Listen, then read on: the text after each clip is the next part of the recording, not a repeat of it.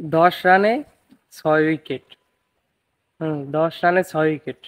এটা মোস্তাফিজুর রহমানের বোলিং। হ্যাঁ, এটাই আমাদের কাটার মাস্টার, এটাই আমাদের ফিজ। সে পুরনো রূপে ফিরে এসেছেন। আমরা দর্শকরা তো এটাই চাই, মুস্তাফিজ এরকমই বোলিং করুক। 4 ওভারে 10 রান দিয়ে 6 উইকেট। সেই 4 ওভারের মধ্যে 24টা বলের মধ্যে আবার সেই যে 10 রান দিয়েছে, সের ভিতরে আবার 4 উইকেট দিয়েছে ওয়াইড। তার 4টা ওয়াইড, তারপর 10 রান এবং 6 উইকেট।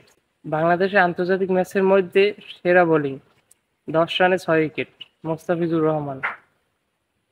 হ্যাঁ, আমরা মোস্তাফিজকে এই রূপেই দেখতে চাই। মোস্তাফিজ সেই পুরনো রূপে ফিরে আসুক, এটাই আমরা চাই। ইনশাল্লাহ টি-20 বিশ্বকাপে এরকম বোলিং তার থেকে দেখা যাবে।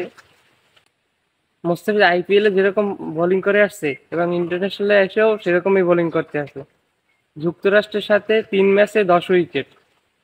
প্রথমটায় একটু রান দিয়ে 2 উইকেট নিছিল, পরেরটা আবার 2 উইকেট। কালকের ম্যাচে তো 6 উইকেট। কালকে পুরোই দেখিয়ে দিয়েছে বাংলাদেশ কিরকম ঘুরে দাঁড়াতে হয়। Rishad Hossain, leg spinner Rishad Hossain 4 over ball করে 7 রান দিয়েছেন, মাত্র 7 রান। যদি কোনো ভুল করে না থাকি 7 রান দিয়েছেন একজন লেগ স্পিনার, যেটা বাংলাদেশে খুবই দরকার। খুবই অসাধারণ বল করেছেন।